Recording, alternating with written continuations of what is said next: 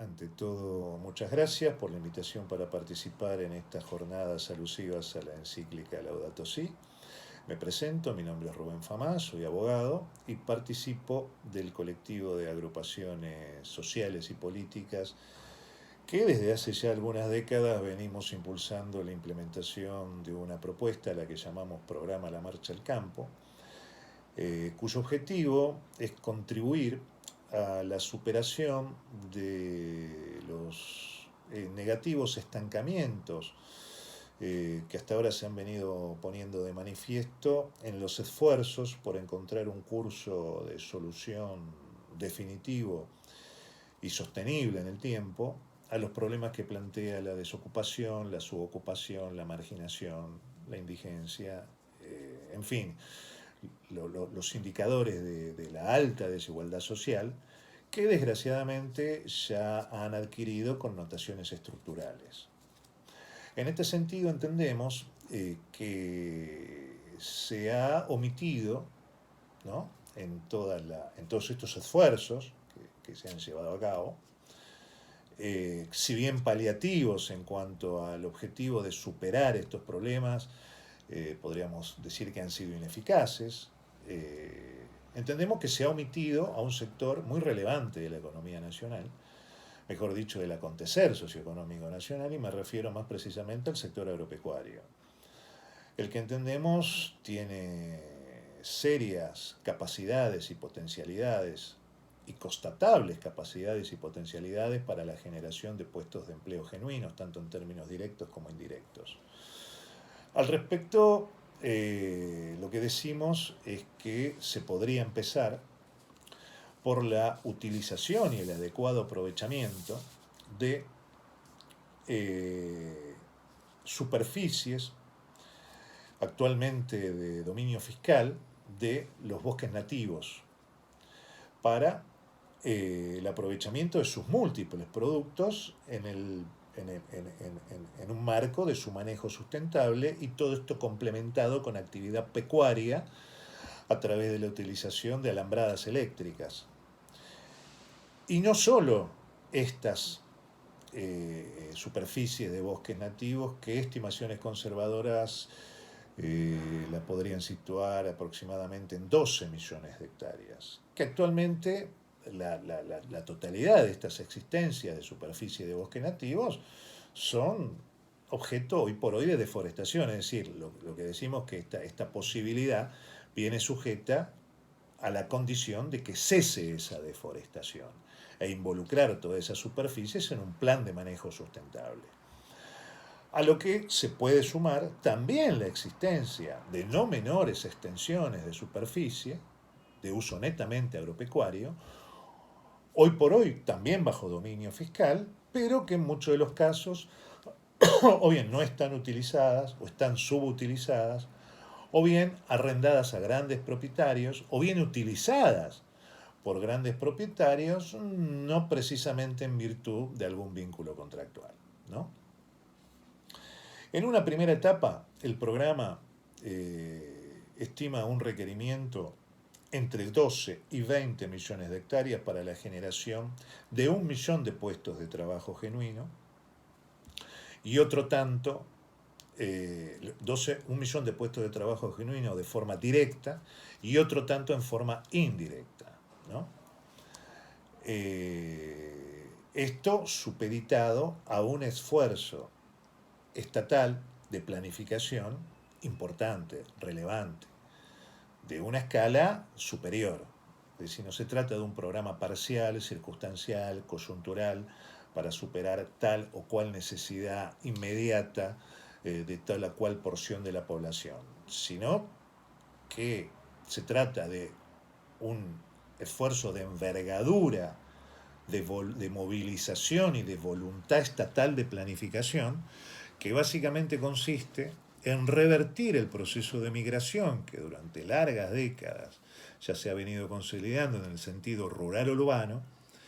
y empezar y dar los primeros pasos hacia la reversión de ese ciclo migratorio en el sentido urbano-rural. En principio, impidiendo que los actuales productores agropecuarios que han venido siendo expulsados retornen al medio rural. Los que están empezando a ser expulsados,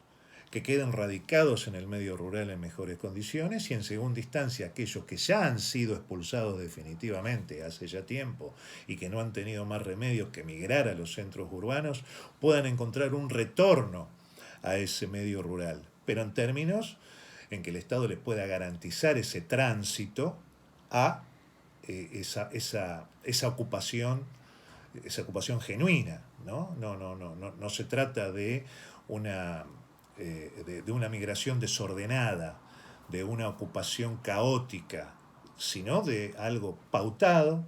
previamente con censos de la población definida como sujeto social,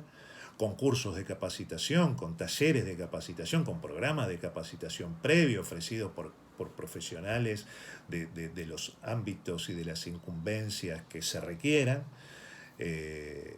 y lo que le decía sobre las actuales existencias de superficies fiscales aptas que, de acuerdo a los que los profesionales del sector indiquen, se vayan asentando de manera planificada. El término planificación es central en esto que estamos diciendo. Es una buena manera de sabotear estos intentos, es llevarlos a cabo sin esa adecuada planificación para que fracase y para que quede en evidencia, ¿no?, que es imposible, ¿no? Esto se trata de una planificación muy pensada, que implica, insisto, un relevamiento detallado de cuál será el sujeto social, luego de la capacitación para involucrarse en este programa, y luego eso de manera pautada, de acuerdo a cada región, de a qué unidad económica se refiera y de cómo deben ser agrupadas toda esa cantidad de familias, agrupadas a su vez en unidades asociativas de producción. Tampoco se trata de que vuelvan estos sectores que han sido desplazados, o los que están siendo desplazados ahora, los que ya han sido desplazados recientemente y los que han sido desplazados ya hace años, vuelvan en términos individuales. La propuesta del programa implica la constitución de unidades asociativas de producción en términos en la forma de cooperativas, en la forma legal de cooperativas, para adquirir la escala necesaria para los requerimientos que implican hoy la competencia en el mercado. Es decir, no es un intento improvisado. Y esto, la justificación, es decir, la razonabilidad de esto, a partir de un criterio de adecuación, de necesidad y de proporcionalidad, parte de los indicadores demográficos que hoy por hoy tenemos al alcance de la mano. Es decir, de acuerdo a los últimos censos, hoy por hoy el 90% de la población argentina es calificada como urbana. Es decir, de 45 millones de habitantes, 40 millones hoy se encuentran radicados en zonas urbanas, que si sumamos la ciudad de Buenos Aires, más el conurbano, más las capitales de las provincias, de sendas provincias, que también contienen a sus centros urbanos, podemos estar hablando de no más de 1 millón de hectáreas, es decir, de 10.000 kilómetros cuadrados. Es decir, en ese 1 millón de hectáreas, en 10.000 kilómetros cuadrados, hoy están afincados 40 millones de habitantes, lo que implica 4.000 habitantes por kilómetro cuadrado. Es decir, una deformación demográfica ya insostenible, que a su vez, si uno desagrega hacia adentro de esos focos urbanos, nos encontramos que en zonas, por ejemplo, lo que hoy se conoce como la 1114 en la ciudad de Buenos Aires, tiene como indicador 45.000 habitantes por kilómetro cuadrado, en comparación con una densidad de 1,8 habitantes por kilómetro cuadrado en la región patagónica. Un desequilibrio demográfico ya insostenible, de curso incierto, o mejor dicho, de un curso caótico e incierto, y de consecuencias impredecibles, más no sea este encadenamiento sucesivo de calamidades. y más en el marco del actual estado de emergencia y de excepcionalidad de la pandemia del COVID-19, donde se están poniendo de manifiesto las implicancias negativas, las externalidades negativas de todo este modelo de desarrollo, en donde el sector agropecuario se lo ha omitido para la posibilidad de mejorar los índices ocupacionales de la población económicamente activa, más los efectos colaterales positivos que eso implicaría, como sería el mejoramiento de la dieta alimenticia y alcanzar estándares adecuados de soberanía y de seguridad alimentaria. Sintéticamente, de esto se trata el programa La Marcha al Campo. Insisto, es una parte de la premisa de que tiene que ser impulsado por una decisión fuerte de una política de Estado nacional, considerándose a la planificación como su eje, su columna vertebral. No se trata de una ocupación indiscriminada de superficies de tierra fiscal, sino de una, primero, y repito, y disculpen el énfasis puesto en esto, y lo repetitivo que soy, pero en fases de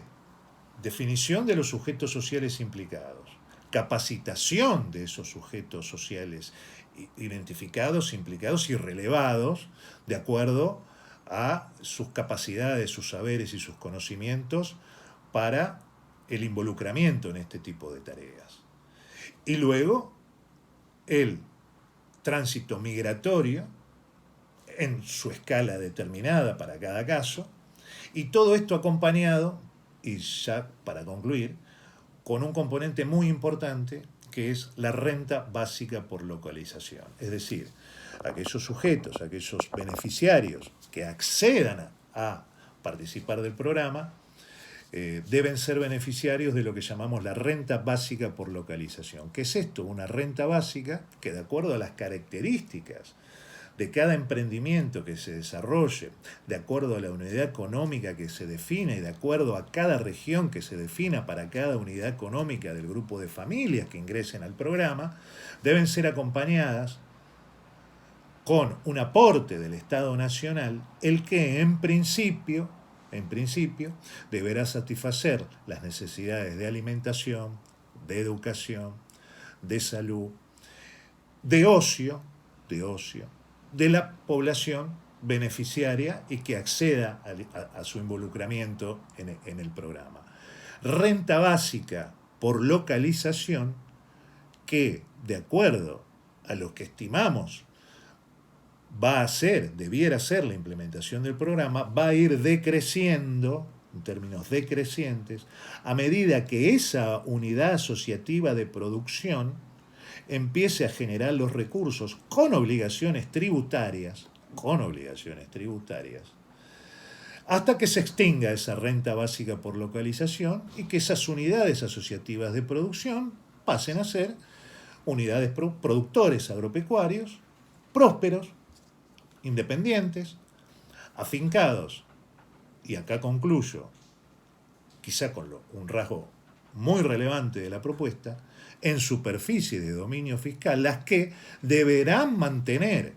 su carácter de dominio fiscal. No se trata de transmitir la propiedad fiscal a propiedad privada, sino que esa propiedad fiscal siga siendo fiscal y sujeta estrictamente a los objetivos del programa, que es la generación de empleo genuino. Repito,